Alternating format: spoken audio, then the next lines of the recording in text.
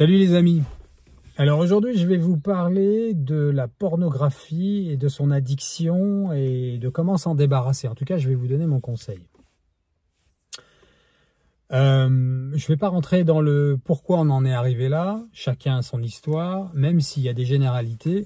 Ce qu'il faut savoir c'est que le sexe c'est la vie. Donc c'est évident que le malin fasse son travail de malin et de tueur et de destructeur de la vie en passant par la sexualité.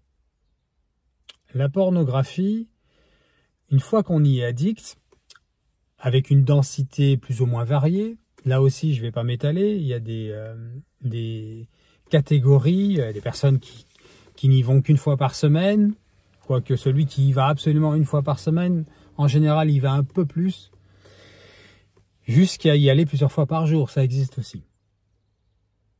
Mais ce qui est intéressant, c'est de partir de cette fait accompli, de cette prise de conscience, de cette honnêteté avec soi-même en disant « bon, je suis addict, comment je fais maintenant ?» Alors premièrement, enlever encore une fois la culpabilité. Dieu n'est pas dans la culpabilité. Si vous sentez une culpabilité, elle ne vient jamais, jamais, jamais de Dieu. Il peut vous faire ressentir un chagrin, une tristesse, mais seulement pour vous attirer par le cœur vers quelque chose de plus beau, puisque nous sommes faits pour la joie et l'amour. Donc la culpabilité, je vous invite à vous déculpabiliser. Ce qui est important, c'est d'être une personne de bonne volonté.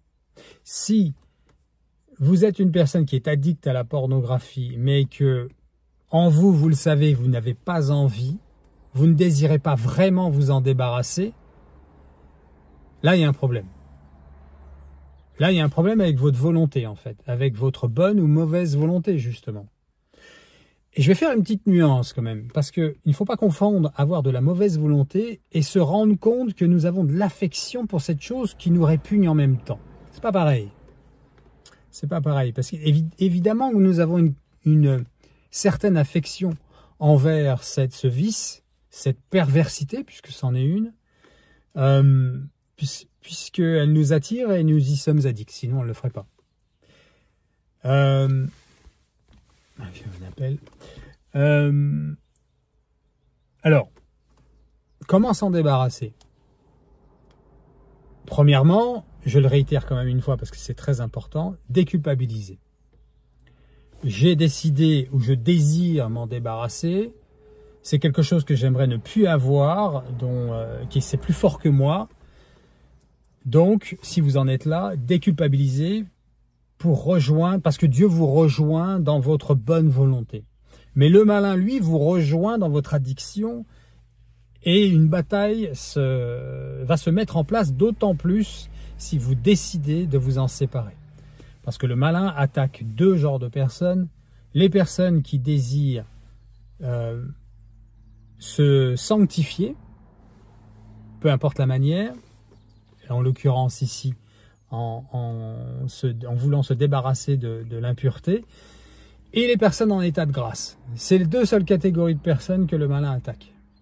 Donc là, vous allez être attaqué. Donc la bataille spirituelle va se mettre en marche, plus intensément.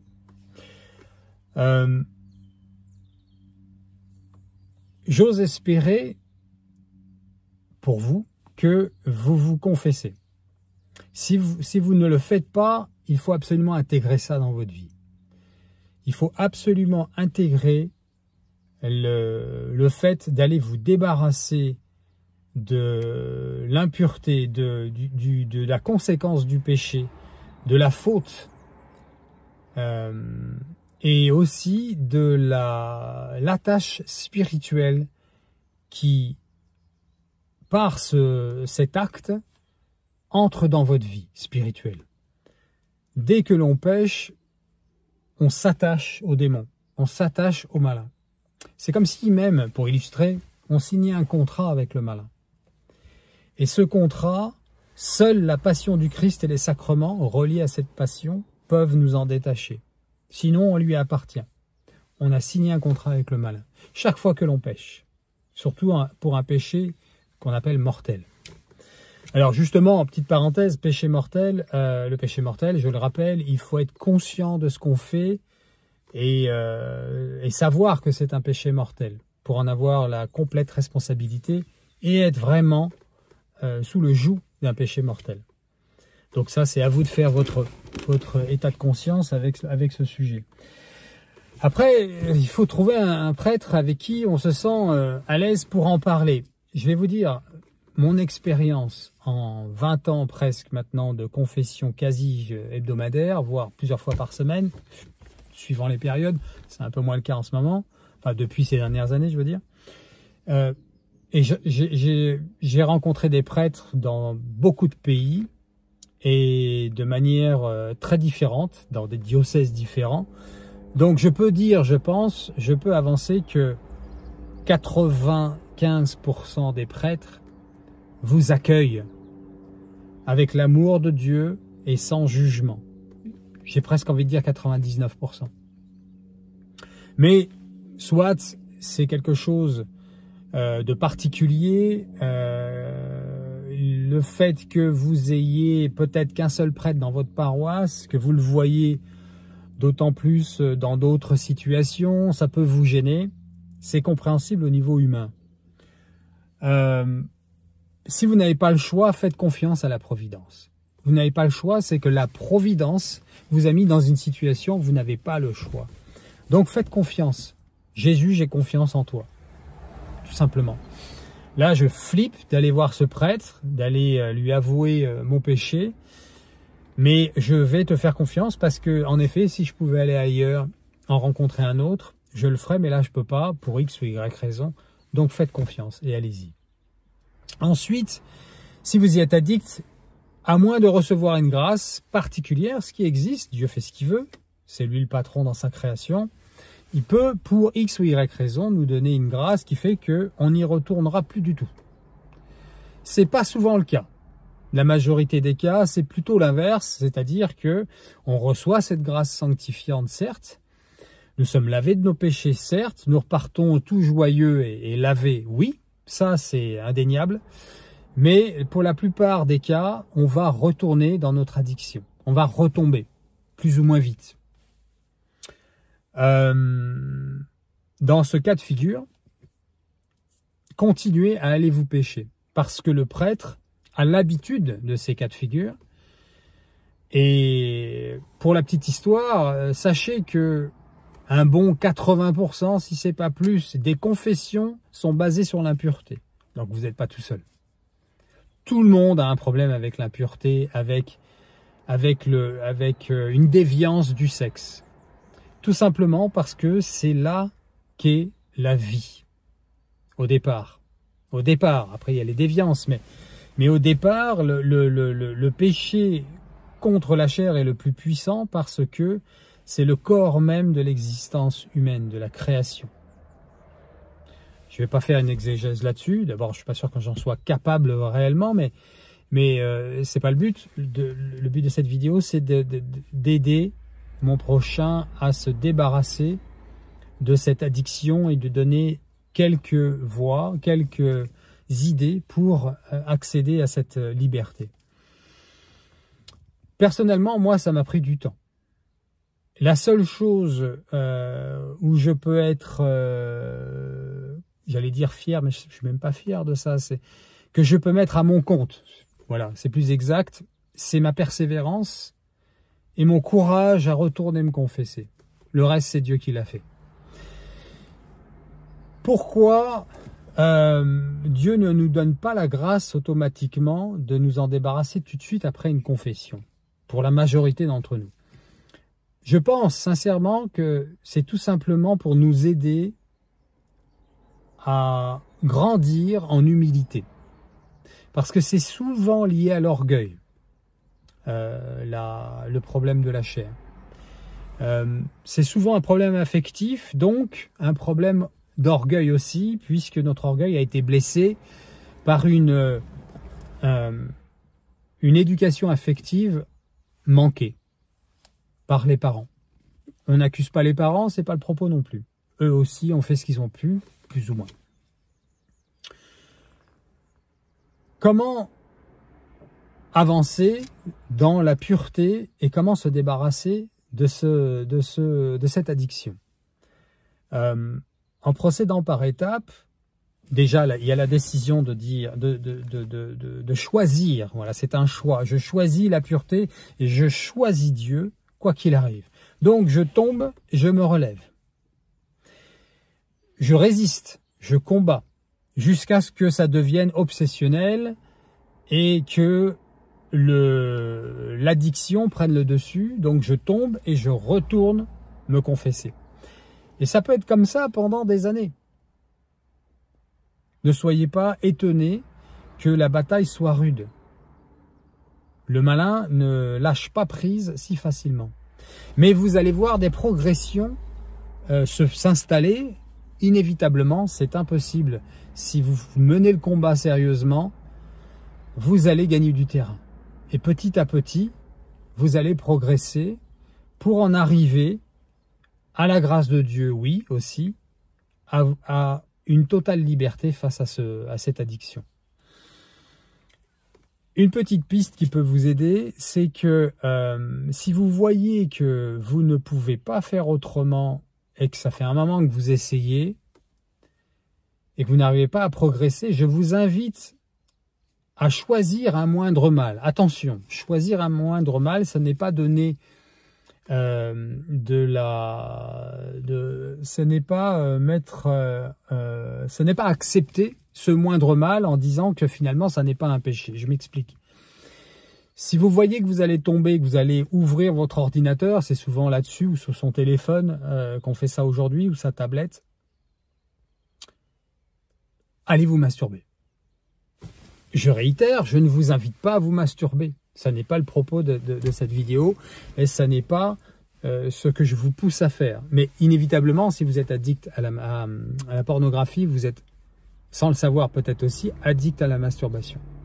Et avec les outils éventuels que vous utilisez pour le faire. Là où je veux en venir, c'est que si vous voyez que vous ne pouvez pas résister, vous allez ouvrir votre tablette ou votre ordinateur, et que vous savez que vous avez lutté, mais que là vous allez céder, passer à l'action de ce moindre mal qu'est la masturbation, puisque si vous ne faites pas ça, vous allez regarder une fois de plus de la pornographie et vous masturber. Donc le moindre mal, c'est de céder seulement à la masturbation. Mais vous êtes en lutte. Qu'est-ce qui va se passer? Une fois que votre orgasme sera atteint, vraisemblablement, à part les cas particuliers qui nécessitent d'autres choses ou de réitérer plusieurs fois, ça existe aussi, la tentation va être partie puisque vous avez cédé. Et vous irez vous confesser. Là, il va se passer quelque chose quand même. Si vous êtes dans ce cas de figure, c'est que vous allez éloigner, vous allez distancier la dernière fois où vous vous êtes imprégné de pornographie au niveau visuel et psychologique et spirituel. Et plus vous allez mettre de distance avec ça, plus vous allez rentrer dans une autre habitude. J'ai oublié de le dire, mais je voulais en préambule bien vous parler des habitudes. Mais je le fais là, c'est le plus important. C'est une habitude aussi. Celui qui ne le pratique plus, il s'est, pas seulement, mais il s'est aussi habitué à ne plus y aller. L'habitude a une force, a une impression sur nous-mêmes, sur notre physique, notre spirituel et notre psychologique, beaucoup plus qu'on s'en rend compte. Si vous avez eu d'autres addictions, moi j'ai pris des drogues, j'ai pris la nicotine, la cigarette, c'est une des plus connues, ou les plus répandues, j'ai envie de dire. C'est aussi une habitude. Et quand je me suis séparé de ça, bon, ça fait très longtemps maintenant, mais je me souviens bien qu'il y a eu aussi cette période d'habitude. Donc,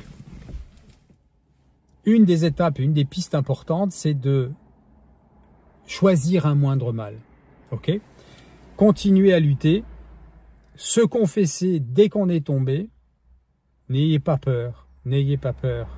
C'est même, je vais même oser vous dire que si vous avez peur et si vous avez honte, vous êtes sur la bonne voie. Faites ce qui vous fait honte ou ce qui vous fait peur. J'entends par là la honte d'aller se confesser, pas la honte de se masturber ou la honte de regarder la pornographie. On n'est pas dans la honte au moment où on le fait, on est trop excité pour ça. On est plutôt, sauf des cas particuliers, mais on est plutôt dans l'excitation. Donc la honte et la culpabilité, elle est plutôt dans le fait de revenir au Seigneur. Et ça, ce sont des sentiments que vous donne le malin pour vous empêcher d'y aller. Donc, prenez-les plutôt comme des flags, comme des signals qui vous montrent le chemin. C'est le chemin étroit de la croix, le chemin difficile, le chemin de l'humilité. Voilà. Ce faisant, le Seigneur est toujours là. Hein. Dans tout ce que je viens d'évoquer, là, je vous apprends rien, mais le Seigneur est toujours là, donc il vous donne toujours la grâce. Ce qu'il regarde, c'est votre cœur. Est-ce que vous êtes enclin au bien? Est-ce que vous vous battez pour le bien, oui ou non? Et là, il vous donne la grâce. Il vous donne la grâce. Jour après jour, semaine après semaine, mois après mois, année après année s'il faut. Moi, j'étais addict à la pornographie bien avant ma conversion. Et on va dire que pendant 4-5 ans, c'était quelque chose de quotidien dans ma vie, en plus de la fornication et la masturbation. Et quand j'ai décidé de m'en séparer, ou plutôt quand je m'y suis attelé en tant que soldat du Christ et de la Vierge Marie, là j'ai eu des attaques que je n'avais pas avant, mais j'ai eu des grâces évidemment que je n'avais pas avant. Et j'en viens, je finirai là-dessus, la prière. Évidemment la prière. Évidemment que dans les sacrements de la confession, il y a aussi le sacrement de l'Eucharistie. Il n'est pas question d'aller communier, ne faites surtout pas ça, en état de péché, d'impureté tel que celui de la pornographie, de la masturbation. Ne faites pas ça. Ne communiez pas. Mais ne restez pas non plus en état de ne pas communier en pensant, bon, bah, au moins, je fais quelque chose de bien, je continue à me masturber et à regarder de la pornographie, mais je communie pas, donc je suis quelqu'un de bien. Non, non, c'est pas ça. D'abord, qui est bien? Qui est quelqu'un de bien? Je viens de poser cette phrase-là, elle est pas à sa place. Personne n'est bon, a dit le Seigneur. Seul Dieu est bon. Nous sommes de pauvres pécheurs que Dieu aime. Voilà, c'est la seule chose qui est bien chez nous, c'est que nous avons l'amour de Dieu en nous. Et la charité que nous donnons ou transmettons à nos frères et sœurs. Il n'y a que ça de bien. Et même ça, ça vient de Dieu. La prière. La prière du rosaire m'a énormément aidé. Et de ce que j'en sais, a aidé la plupart des personnes qui se sont débarrassées de cette addiction. Vous ne pouvez pas vivre les deux constamment très longtemps. Il y a un côté, il y a un des éléments dont vous allez devoir vous débarrasser. Vous ne pouvez pas et prier le rosaire et aller à la confession régulièrement et communier régulièrement et en même temps, tous les jours, regarder de la pornographie, vous masturbez. Il y a un moment, il y a un des deux qui va lâcher. Parce qu'ils s'insupportent. Et comme vous allez rester agrippé à la main de Maman Marie, en toute humilité, elle sait ce que vous êtes en train de vivre, elle sait que vous êtes dans la pornographie, elle vous aime aussi, elle ne vous juge pas, elle est notre maman du ciel, elle sait que la vie sur terre est difficile et que le malin est englué dans nos vies aujourd'hui. Et le précieux sang de Jésus est là, qui vous accompagne et qui nous lave. Donc, continuez et petit à petit, vous allez recevoir les grâces nécessaires et vous allez prendre de la force. Vous allez vous habituer, comme je vous disais tout à l'heure, à ne plus faire certaines choses. Et c'est déjà bien si quotidiennement vous passez à, je sais pas moi, 3 fois par semaine. Et ensuite peut-être qu'une seule fois par semaine. Et peut-être qu'une seule fois tous les 15 jours. Mais vous progressez. Regardez le progrès. Ne regardez pas le fait que ah, mais j'y arriverai jamais. Ça fait 4 ans que je me confesse toutes les semaines et que je me masturbe encore et que je vais encore une fois tous les mois. Je peux pas m'empêcher d'aller. Mais avant, tu y allais tous les jours. Tu te masturbais plusieurs fois par jour. Donc vois le progrès que tu as fait. Et d'ailleurs, tu le sais. Tu le sais quand tu te confesses régulièrement. Tu ressens cette grâce, cette joie d'être débarrassé de ça. Tu ressens cette liberté. tu rentres chez toi comme un enfant et tu sais, mais tu sens que il n'y a plus cette culpabilité, il n'y a plus ce fardeau. Alors c'est pour ceux, en tout cas, c'est sûr, qui luttent et qui ont vraiment un combat avec quelque chose qui les répugne et qui en même temps les obsède. Les excite certes, mais les obsède. C'est une dichotomie, une dualité là qui est incarnée. Mais c'est normal, c'est parce qu'il y a vraiment dans la vie spirituelle et l'habitude physique et psychologique aussi, ce combat. Voilà. Je pense avoir dit les choses principales pour cette vidéo. Si j'ai oublié des choses importantes, je referai un ajout à cette vidéo. N'hésitez pas à laisser quelques commentaires et à partager cette vidéo si vous pensez qu'elle puisse être utile à des personnes que vous aimez, des membres de votre famille ou qui que ce soit. Voilà. Je vais finir avec un « Je vous salue Marie ». S'il vous plaît, joignez-vous à moi. Je vous salue Marie, pleine de grâce, le Seigneur est avec vous. Vous êtes bénie entre toutes les femmes et Jésus, le fruit de vos entrailles, est béni. Sainte Marie, Mère de Dieu, priez pour nous pauvres pécheurs, maintenant et à l'heure de notre mort. Amen. Ô Marie conçue sans péché, priez pour nous qui avons recours à vous. Soyez bénis les amis.